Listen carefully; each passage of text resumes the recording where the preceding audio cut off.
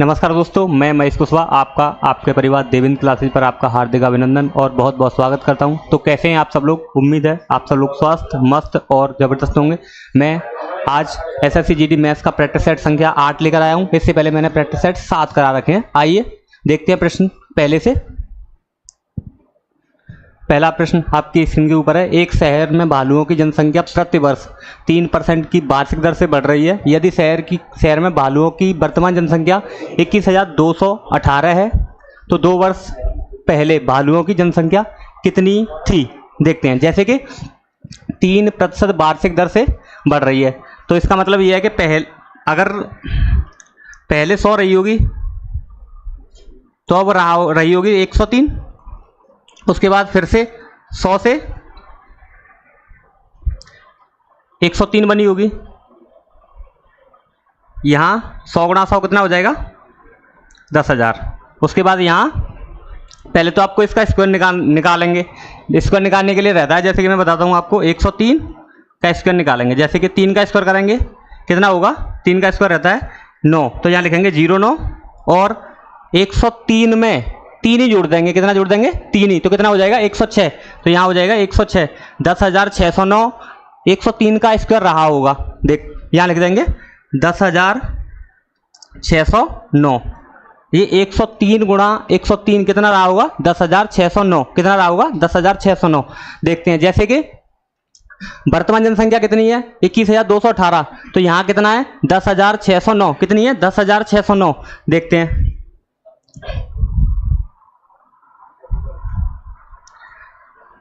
दस 10,609 वर्तमान जनसंख्या हमारे अकॉर्डिंग निकल रही है 10,609 और क्वेश्चन के अकॉर्डिंग है 21,218। तो लिखेंगे 21,218। ये इस नंबर से इस नंबर को काटेंगे। ये इसका डबल है। कितना है? डबल। तो ये 1 यूनिट का मान कितना निकला है? 1 यूनिट का मान निकला है 2। तो यहाँ 10,000 का 2 गुना कितना हो जाएगा? 10,000 का 2 गुना कितना हो जाएगा? 20,000। कितना? 20,000। 2 वर्ष पहले गांव में भालुओं की जनसंख्या कितनी होगी? 20,000। कितनी होगी? 20,000। ऐसे ही नेक्स्ट क्वेश्चन को समझेंगे। आइए देखते हैं। एक्स ने कुल 180 रुपये में 40 पेंसिल खरीदी और 180 रुपये में 2 दर्जन पेन खरीदे। एक पेन और एक पेंसिल के मूल्य के बीच का अंतर ज्ञात करना है आपको। जैसे कि समझते हैं। जैसे कि 180 रुपये में कितनी पेंसिल खरीदी है? 180 रुपये में कितनी पेंसिल खरीदी है? 40। उसके बाद समझते हैं। यहाँ इन दोनों का डिफरेंस देखना है। जैसे कि 180 रुपये में 40 पेंसिल खरीदी है और उसके बाद 180 रुपये में 2 दर्जन पेंसिल खरीदी है। 2 दर्जन में, 1 दर्जन में कितनी रहती हैं? 12। तो 2 में कितने हो जाएंगे? 24। कितना? 24। तो यहाँ 24 का भाग देंगे। समझते हैं। उसके बाद जैसे कि 0 से 0 कट कर देंगे। उसके बाद देखते हैं। इस नंबर को 6 से काटते हैं। 6 से ये नंबर कटेगा 6 से नंबर कटेगा ये 30 बार और 6 से ये नंबर कटेगा 4 बार। यहाँ इस इक्वेशन में नीचे जो बचेगा वो यहाँ बचेगा 18/4 और यहाँ माइनस में 30/4। इन दोनों का डिफरेंस कितना है? यहाँ डिफरेंस है 12 का। कितने का? 12 का। और नीचे कितना है? 4। तो 4 का भाग देंगे 12 में। कितनी बार जाएगा? 3 बार। तो एक पेंसिल और एक पेन के मूल्य के बीच का अंतर कितना है? 3 रुपये। कितने रुपए? 3 रुपये। एक पेन और एक पेंसिल के मूल्य के बीच का अंतर कितना है? 3 रुपये। कितने रुपए? 3 रुपये। बहुत ही आसान क्वेश्चन था। ऐसे नेक्स्ट क्वेश्चन को समझेंगे। ए अपने वेतन का 50% भोजन पर खर्च करता है। ए एक व्यक्ति है जो अपने वेतन का 45% भाग किस पर खर्च कर रहा है? भोजन पर। उसके बाद और अपने वेतन का 5% वृद्धाश्रम में खर्च करता है या दान देता है। उसमें लिखा है दान देता है। वह भोजन तथा वृद्धाश्रम पर कुल 28,500 रुपये खर्च करता है। कितने रुपए खर्च करता है? 28,500 रुपये। वेतन पर 45%, भोजन पर 45% और अपने वेतन का 5% वृद्धाश्रम पर दान देता है। इन दोनों को मिलाकर उसने 28,500 रुपये खर्च किए। कितने रुपए? 28,500 रुपये। टोटल 45% प्लस 5% इसने खर्च किए हैं, कितने कर दिए? 50%। कितने प्रतिशत खर्च कर दिए? 50%। 50% बराबर है 28,500। कितना? 28,500। 50% का मान कितना है? 28,500। टोटल वेतन कितना रहा होगा? 100%। तो 100% का मान निकालेंगे, यहां लिखेंगे 100%। तो ये कितने परसेंट के बराबर है? ये 2 गुना है 50 का, 100 कितना है? 2 गुना। तो इसको भी 2 गुना कर देंगे। 28,500 का डबल कितना रहता है? 57,000। कितना? 57,000। कितना होगा? 57,000। 28,500 का डबल कितना होगा? 57,000। तो उस व्यक्ति की एक ही आय कुल रही होगी 57,000। कितनी रही होगी? 57,000। अगला क्वेश्चन देखेंगे। 5 महिलाएं एक काम को 8 दिन में 5 महिलाएं एक काम को 8 दिन में पूरा कर सकती हैं, जबकि 8 बच्चे उसी काम को 10 दिन में पूरा कर सकते हैं। जबकि 8 बच्चे उसी काम को 10 दिन में पूरा कर सकते हैं। 2 महिलाएं और 4 बच्चे काम को कितने दिन में पूरा करेंगे? समझते हैं। जैसे कि 5 महिलाएं, 5 महिलाएं, 5 वुमेन किसी काम को कितने दिन में कर रही हैं? 8 दिन में। उसी काम को 8 बच्चे, 8 बॉय कितने दिन में कर रहे हैं? 8 बच्चे उस काम को 10 दिन में कर रहे हैं। कितने दिन में? 10 दिन में। समझते हैं। 8 से 8 को कट करेंगे, उसके बाद 5 से 10 को कितनी बार काटेंगे? 2 बार। तो यहां हो जाएगा वुमेन बट्टा बॉय बराबर 2:1। इनकी इफिशियंसी का रेशियो निकला, ये मीन कार्य क्षमता का। एक औरत एक दिन में 2 यूनिट कार्य करती होगी और एक बच्चा एक दिन में 1 यूनिट कार्य करता होगा। कितना? 1 यूनिट कार्य करता होगा। समझते हैं। जैसे कि उसके बाद आप इनमें इनकी कैपेसिटी रखकर या एफिशिएंसी रखकर, कार्य क्षमता रखकर टोटल वर्क निकाल सकते हैं। जैसे कि मैं आपको बताता हूं, कोई सी भी एक इक्वेशन मान लेते हैं। जैसे कि 5 वुमेन कितने दिन में काम कर रही हैं? 8 दिन में। एक वुमेन कितना कार्य करती है एक दिन में? 2 यूनिट। तो 5 कितना कर देंगे? 10 इंटू 8। तो टोटल वर्क जो रहा होगा वो कितना रहा होगा? 80 यूनिट। कितना यूनिट? 80 यूनिट। हमें काम किन पर करवाना है? 2 महिलाएं और 4 बच्चों पर। एक महिला एक दिन में कितना कार्य करती है? 2 यूनिट। तो 2 कितना कर देंगी? 4 यूनिट। और 4 बच्चे 4 यूनिट करेंगे। एक बच्चा 1 यूनिट का कार्य करता है। देखते हैं। जैसे कि हमें कार्य करवाना है 2 वुमेन प्लस 4 बच्चे, 4 बॉय। समझते हैं। एक महिला एक दिन में 2 यूनिट कार्य करती है, तो और दो महिला कितना कर देंगी? 4 यूनिट। कितना? 4 यूनिट। उसके बाद एक बच्चा एक दिन में 1 यूनिट कार्य करता है, तो 4 बच्चे एक दिन में कितना कार्य करेंगे? 4 यूनिट। टोटल दोनों मिलाकर एक दिन में 8 यूनिट कार्य करते होंगे। कितना यूनिट कार्य करते होंगे? 8 यूनिट। तो यहां टोटल दोनों मिलकर कितना कार्य करते हैं एक दिन में? 8 यूनिट। उसके बाद टोटल वर्क है 80 यूनिट और वो एक दिन में 8 यूनिट कार्य करते हैं। तो 80 यूनिट को कितने दिन में कर देंगे? 80 में 8 का भाग दे देंगे। कितने दिन में? 10 दिन में। कितने दिन में कर देंगे? 10 दिन में। तो यहां आंसर होगा 10 डे। कितने दिन? 10 डेज। क्वेश्चन को समझिए।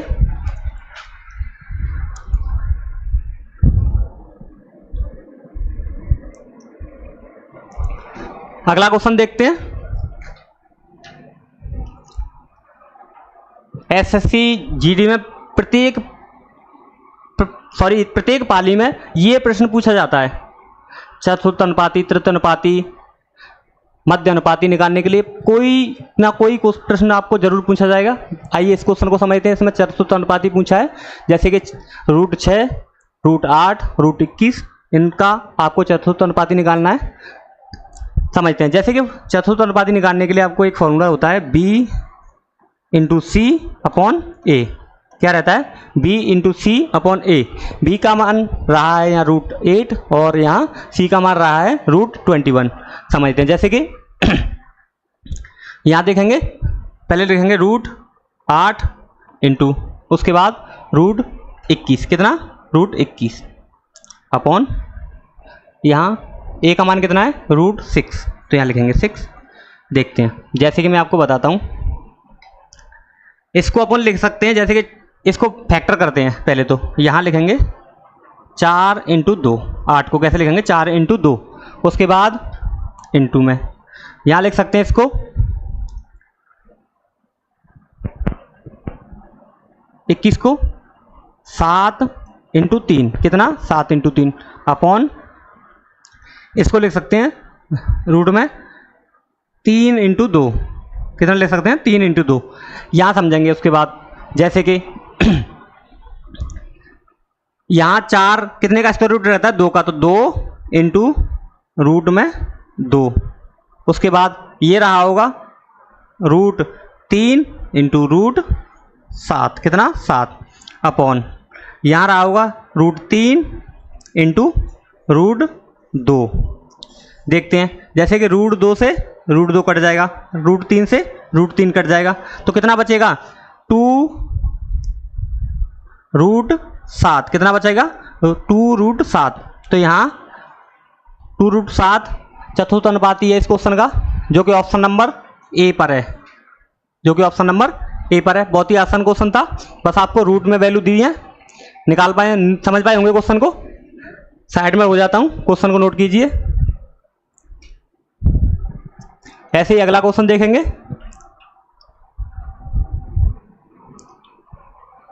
एक कार 5 घंटे में 240 किलोमीटर की दूरी तय करती है। एक कार 5 घंटे में 240 किलोमीटर की दूरी तय करती है। यदि वह अपनी सामान्य गति से आधी गति से यात्रा करती तो उसी दूरी को तय करने में कितना अधिक समय लगता, समझते हैं। जैसे कि यहाँ पहले तो आप पहली स्पीड निकालेंगे, तो पहली स्पीड रही होगी यहाँ टोटल डिस्टेंस है 240 किलोमीटर, कितने घंटे में तय कर रहे हैं 5 घंटे में, कितने घंटे में 5 घंटे में। तो यहाँ स्पीड निकलेगी कितनी 48 किलोमीटर प्रति घंटा, कितनी 48 किलोमीटर प्रति घंटा। अब जो सामान्य चाल निकली है ना, वो कितनी निकली है 48 किलोमीटर प्रति घंटा। अब इसी चाल का आधा कितना होगा, सामान्य गति से आधी गति से यात्रा करती है दोबारा, तो सामान्य गति से आधी कितनी हो जाएगी 48 का आधा कितना रहा होगा 24 किलोमीटर प्रति घंटा, कितना 24 किलोमीटर प्रति घंटा। 24 किलोमीटर प्रति घंटे की रफ्तार से 240 किलोमीटर को तय करने में कितना समय लगेगा, समझते हैं। जैसे कि 240 किलोमीटर को कुल दूरी बट्टा स्पीड, यहाँ कितनी स्पीड है 24 किलोमीटर प्रति घंटा, तो 240 को 24 की स्पीड से तय करने में कितना समय लगेगा 10 घंटे, कितने घंटे 10 घंटे, 10 घंटे। अब समझते हैं, पहले उस दूरी को तय करने में कितने घंटे लगते थे 5 घंटे, अब कितने लग रहे हैं 10 घंटे। तो कितना एक्स्ट्रा समय लग रहा है, कितना अधिक समय लग रहा है, कितना लग रहा है 5 घंटे का, कितना 5 घंटे का, जो कि ऑप्शन नंबर बी पर है, जो कि ऑप्शन नंबर बी पर है। बेसिक क्वेश्चन है, आप इस क्वेश्चन को मुंह जबानी बता सकते थे। आशा करता हूं इस क्वेश्चन को आप समझ पाए होंगे। ऐसे ही अगला क्वेश्चन देखेंगे। एक दुकानदार अपनी वस्तुओं पर 40% की छूट देता है, कितने प्रतिशत की छूट देता है 40% की, और उसके बाद भी 20% का लाभ अर्जित करता है। कितने प्रतिशत का लाभ अर्जित करता है 20% का। 2400 रुपये अंकित मूल्य वाली वस्तु के लिए दुकानदार कितना क्रय मूल्य भुगतान करेगा, समझते हैं। जैसे कि इस क्वेश्चन को निकालने के लिए एक डायरेक्ट कॉन्सेप्ट रहता है, जैसे कि मैं बताता हूं आपको। सीपी और एमआरपी, सीपी और एमआरपी डायरेक्ट निकालने के लिए एक कॉन्सेप्ट रहता है, जितना भी डिस्काउंट मिल रहा है उसे 100 में से घटा देंगे तो वो निकलेगा सीपी। 100 माइनस 40 कितना बचेगा यहाँ 60, तो सीपी रहा होगा 60। उसके बाद जितना प्रॉफिट हो रहा है उसे 100 में जोड़ देंगे तो वो निकलेगा एमआरपी। क्या निकलेगा एमआरपी, तो यहाँ 100 में जोड़ देंगे, कितना बनेगा, कितना है 20%, तो 20 लिख देंगे, तो यहाँ हो जाएगा 120, कितना 120, समझते हैं। जैसे कि 60 अनुपात 120, ये इनका अनुपात तो निकलेगा 1:2, कितना 1:2। तो यहाँ जो एमआरपी है ना, अंकित मूल्य कितना बताया है क्वेश्चन में 2400, तो यहाँ को निकल कितना रहा है 2, तो 2 यूनिट का मान कितना है, 2 यूनिट का मान है 2400, कितना है 2400, और 1 यूनिट का मान कितना निकला होगा, 1200। 2400 को 2 से भाग करेंगे तो कितना आएगा 1200। आपको 1 यूनिट का मान ही निकालना है, सीपी कितना है 1 यूनिट, तो कितना है 1200, कितना आंसर निकला है 1200। इस क्वेश्चन में सीपी कितना है 1200 रुपये। कितना है? 1200 रुपये। अगला क्वेश्चन देखेंगे।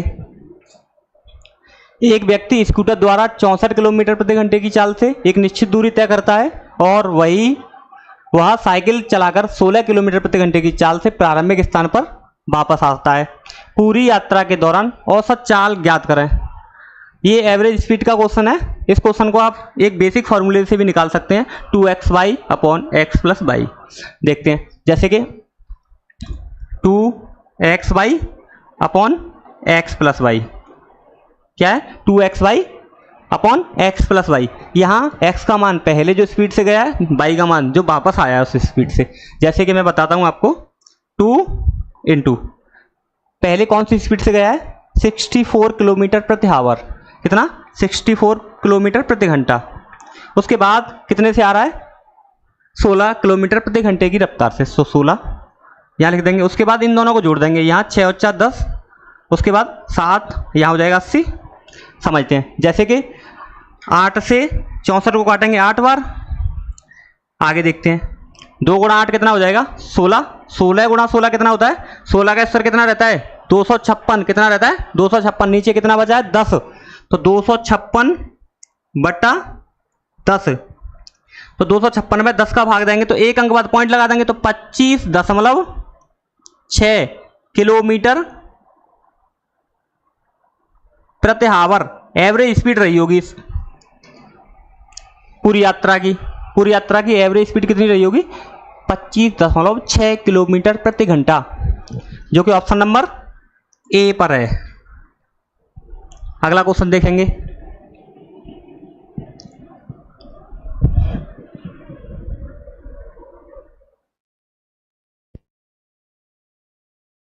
पाँच घंटियां सुबह 9 बजे एक साथ बजती हैं। ये 12 सेकंड, 18 सेकंड, 24 सेकंड और 36 सेकंड और उसके बाद 45 सेकंड के अंतराल पर बजती हैं। घंटियां पुनः किस समय पर एक साथ बजेंगी? पुनः एक साथ कितने बजे बजेंगी? समझते हैं। जैसे कि सुबह 9 बजे एक साथ बजना स्टार्ट हुई थी, उसके बाद वो 12 सेकंड, 18 सेकंड, 24 सेकंड और उसके बाद 36 सेकंड और 45 सेकंड के अंतराल में बजती हैं। बस आपको कुछ नहीं करना, एक ही कॉन्सेप्ट है इसका, इनका एलसीएम लेना है। पहले समझेंगे 12, उसके बाद 18, 24, 36, 45। देखते हैं, जैसे कि मैं आपको बताता हूं, इनका एलसीएम लेने के लिए आप एक तो बेसिक तरीके से जा सकते हैं, जैसे कि आप ऐसे करके ऐसे निकाल सकते हैं, ऐसे नहीं निकालते हैं। जैसे कि मैं बताता हूं, सबसे बड़ा नंबर कौन सा है? 45, तो लिखेंगे 45। उसके बाद छोटा नंबर कितना है? ये नंबर। इसके फैक्टर बनाएंगे 9 गुणा 4। कितना है? 9 गुणा 4। अब समझेंगे कि 9 का 45 में भाग जा रहा है या नहीं जा रहा? जा रहा है। यहां सबसे बड़ा नंबर है 45, 45 लिखेंगे। उसके बाद देखेंगे जो 36 है ना, 36 के जो फैक्टर रहे होंगे वो रहेंगे 4 गुणा 9। 9 का भाग 45 में जा रहा है या नहीं जा रहा? जा रहा है, तो 9 को छोड़ देंगे। 4 का जा रहा है या नहीं जा रहा? 45 में 4 का नहीं जा रहा, तो 4 का मल्टीप्लाई कर देंगे। कितने का? 4 का। उसके बाद देखते हैं 24 के जो फैक्टर रहे होंगे वो रहे होंगे 3 गुणा, सॉरी ऐसे समझ सकते हैं, जैसे कि 4 गुणा 6। कितने रहे होंगे? 4 गुणा 6। जैसे कि 4 का 4 में भाग जा रहा है, उसके बाद 6 का 45 में भाग जा रहा है या नहीं जा रहा? जा रहा है। कितनी बार? जैसे कि 6 का नहीं जाएगा, 6 के फैक्टर कर लेते हैं। कितने होंगे? 3 गुणा 2। 3 का 45 में भाग जा रहा है, कितने का जा रहा है? 3 का, पर लेकिन 2 का नहीं जा रहा, तो 2 का मल्टीप्लाई और कर लेंगे। कितने का? 2 का। अब उसके बाद देखेंगे 12 का भाग जा रहा है या नहीं जा रहा है? इस नंबर में जा रहा है। 18 का भाग जा रहा है या नहीं जा रहा? जा रहा है। तो यही फैक्टर हैं, यही टोटल एलसीएम रहा होगा। 45 गुणा 4 गुणा 2 कितना हो जाएगा? 45 गुणा 4 होता है 180, 180 गुणा 2 होता है 360। तो इनका एलसीएम रहा होगा 360 सेकंड बाद ये आप एक ही स्थान पर मिलेंगे, एक साथ मिलेंगे। समझ पा रहे हैं? 360 सेकंड बाद। 1 मिनट में कितनी सेकंड होती हैं? 1 मिनट में होती है 60 सेकंड। कितनी सेकंड? 60 सेकंड। तो 360 सेकंड में कितनी मिनट बनेंगी? तो 360 में 60 का भाग दे देंगे तो यहाँ कितनी मिनट बन जाएंगी? 6 मिनट।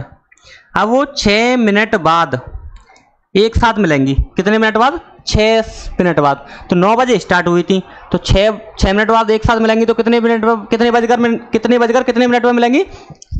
9:06 पर। 9:06 पर, जो कि ऑप्शन नंबर सी पर है, 9:06। अगला क्वेश्चन देखेंगे। 9 सेंटीमीटर त्रिज्या वाले और 15 सेंटीमीटर ऊंचाई वाले एक शंकु को पिघलाकर 45 सेंटीमीटर ऊंचाई का एक बेलन बनाया जाता है। तो बेलन का आधार का व्यास बताना है आपको। बेलन का व्यास बताना है, सॉरी।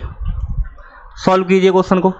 बहुत ही आसान क्वेश्चन है। बस इनके जैसे कि जो शंकु है, आपको शंकु के आयतन का फॉर्मूला पता होना चाहिए और उसके बाद बेलन के आयतन का फॉर्मूला पता होना चाहिए। मैं आपको बताता हूं। जैसे कि शंकु लिखेंगे,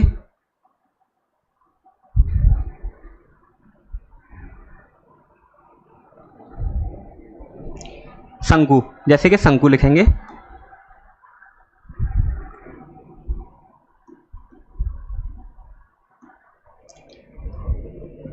शंकु का आयतन,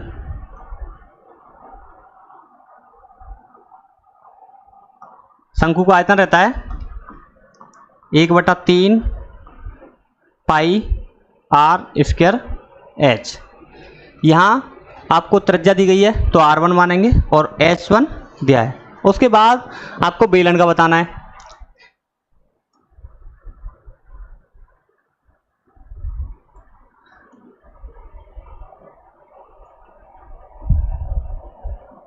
बेलन का आयतन क्या रहता है? पाई r² h।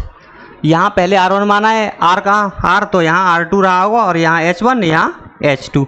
अब समझते हैं, इन दोनों को बराबर में रख देते हैं या फिर ऐसा करते हैं कि पहले इसका मान निकाल लेते हैं और इस मान का भाग दे देंगे। अगर ऐसा ना करके इन दोनों को बराबर लिख लेते हैं, जैसे कि 1/3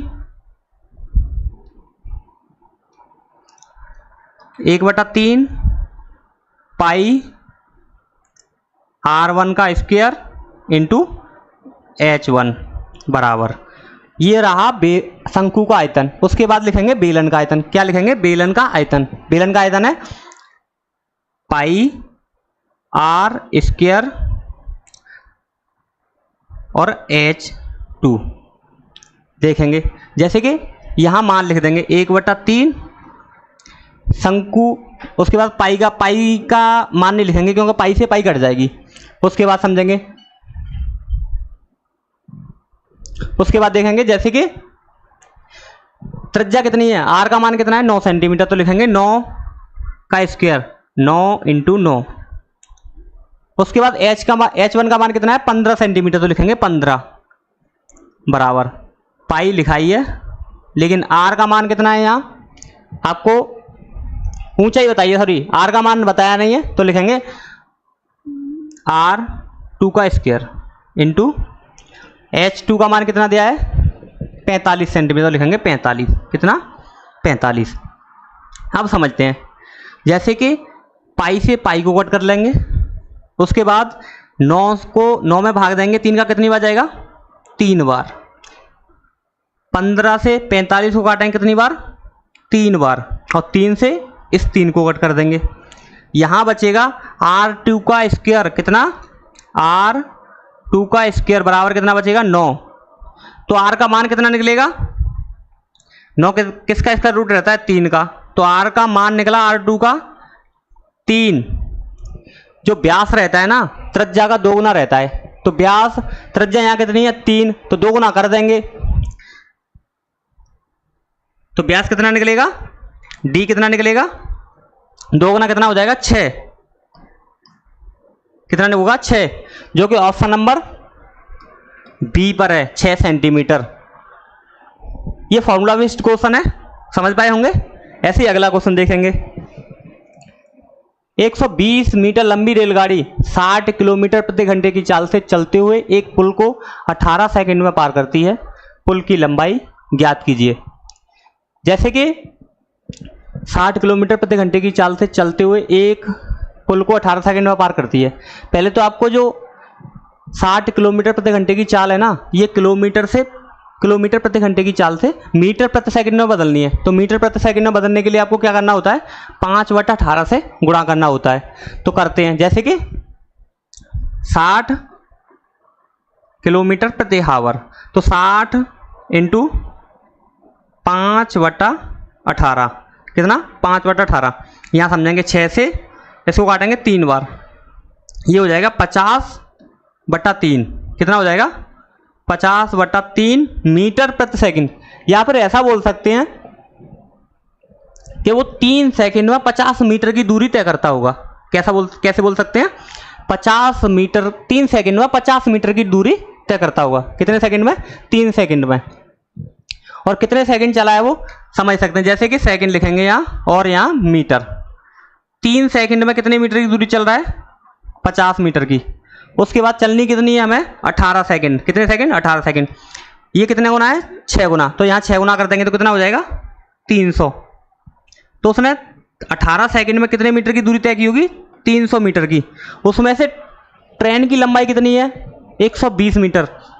कितनी है, अगर कोई ट्रेन पुल को पार कर रही है तो इसका मतलब यह है कि वो अपनी लंबाई और पुल की लंबाई को पार कर रही होगी। अगर 18 सेकंड ट्रेन चली है तो 18 सेकंड में ट्रेन ने 300 मीटर की डिस्टेंस तय की है। कितने मीटर की, 300 मीटर की। 300 मीटर में उसने अपनी लंबाई और ट्रेन की पुल की लंबाई पार की होगी। यहाँ ट्रेन की लंबाई है 120 मीटर, तो 120 कम कर देंगे। तो यहाँ 120 कम हो जाएगा, 300 में से कितना बचेगा, 180 मीटर। कितना, 180 मीटर। तो पुल की लंबाई जो रही होगी वो कितनी रही होगी, 180 मीटर। अगला क्वेश्चन देखेंगे। एक कपड़े की दुकान ने शर्ट पर 30% की छूट देने की घोषणा की। रिवान छूट में 810 रुपये बचाना चाहता है। कितने रुपए बचाना चाहता है, 810 रुपये। ऐसा करने के लिए उसे कितनी शर्ट खरीदनी चाहिए यदि प्रत्येक शर्ट का अंकित मूल्य 540 रुपये है। एक शर्ट का अंकित मूल्य 540 रुपये। कितने रुपए, 540 रुपये। और प्रत्येक शर्ट पर कितने रुपए की छूट मिल रही है, 30% की। तो समझेंगे 540 का 30% निकालेंगे पहले। 540 × 30/100। एक जीरो से यहाँ एक जीरो और इस जीरो से इस जीरो को। यहाँ 54 × 3, 4 × 12 की 2 हासिल 1, 5 × 15 और 1 16। तो वो प्रत्येक शर्ट पर 162 रुपये की छूट ले रहा होगा या डिस्काउंट ले रहा होगा। कितने रुपए का, 162 रुपये का। तो उसे कितने रुपए का डिस्काउंट लेना है, कितने रुपए बचाने हैं, 810 रुपये। कितने रुपए, 810 रुपये। तो यहाँ 810 रुपये में एक शर्ट पर वो 162 रुपये बचा रहा है, तो 810 बचाने के लिए उसे कितनी शर्ट खरीदनी होंगी, भाग दे देंगे। 81 से 162 कितनी बार कटता है, 2 बार। यहाँ ऊपर बचेगा 10 और नीचे बचेगा 2। 10 में 2 का भाग देंगे, कितनी बार जाएगा, 5 बार। तो उसे 5 शर्ट खरीदनी होंगी। टोटल कितनी शर्ट खरीदनी होंगी, 5 शर्ट, जो कि ऑप्शन नंबर ए पर है। ऐसे ही अगला क्वेश्चन देखेंगे। 10 मीटर × 10 मीटर × 5 मीटर की विमाओं वाले कमरे में रखे जा सकने वाले सबसे लंबे खंबे की लंबाई क्या है। इस क्वेश्चन को निकालने के लिए सीधा एक कॉन्सेप्ट है, मैं आपको बताता हूं। जैसे कि D बराबर स्क्वायर रूट में L square plus B square plus H square. यहाँ लंबाई गुणा चौड़ाई गुणा ऊंचाई। यहाँ समझेंगे, जैसे कि लंबाई कितनी दी है, 10। कितनी दी है, 10। तो यहाँ 10 का स्क्वायर कितना होगा, 100। उसके बाद फिर चौड़ाई दी है 10 मीटर, तो 10 का स्क्वायर कितना हो जाएगा, 100। उसके बाद एच कितना दिया है, 5। हाइट कितनी दी है, 5 मीटर, तो 5 का स्क्वायर कितना होगा, 25। 100 + 100 + 25 कितना हो जाएगा, 225। कितना हो जाएगा, 225। तो 225 कितने का स्क्वायर रूट रहता है, 15 का। कितने का, 15 का। तो इस कमरे में रखे जा सकने वाली सबसे लंबे खंभे की लंबाई कितनी है? 15 मीटर। कितने मीटर? 15 मीटर, जो कि ऑप्शन नंबर डी पर है। ऐसे ही अगला क्वेश्चन देखेंगे, बहुत ही आसान क्वेश्चन था। 400 मीटर लंबी एक वृत्ताकार दौड़ में ए और बी एक ही बिंदु से एक ही समय पर क्रमशः 10 मीटर प्रति सेकंड और 16 मीटर प्रति सेकंड की चाल से चलना शुरू करते हैं। समान दिशा में दौड़ते हुए वे आरंभ बिंदु पर पहली बार कितने समय बाद मिलेंगे? समझते हैं। जैसे कि 400 मीटर की एक गोला है, वृत्ताकार दौड़ है, उसमें ए और बी 10 मीटर प्रति सेकंड और 16 मीटर प्रति सेकंड की चाल से चलना शुरू करते हैं। तो पहले तो इस राउंड को वो कितने सेकंड में कंप्लीट कर रहे हैं, ये समझना जरूरी है। समझते हैं। जैसे कि ए है ना, 400 मीटर को 10 मीटर प्रति सेकंड की चाल से कितने सेकंड में पार करेगा? 10 का भाग दे देंगे तो कितने सेकंड में पार करेगा? 40। कितने सेकंड में? 40 सेकंड में। उसके बाद जो बी है,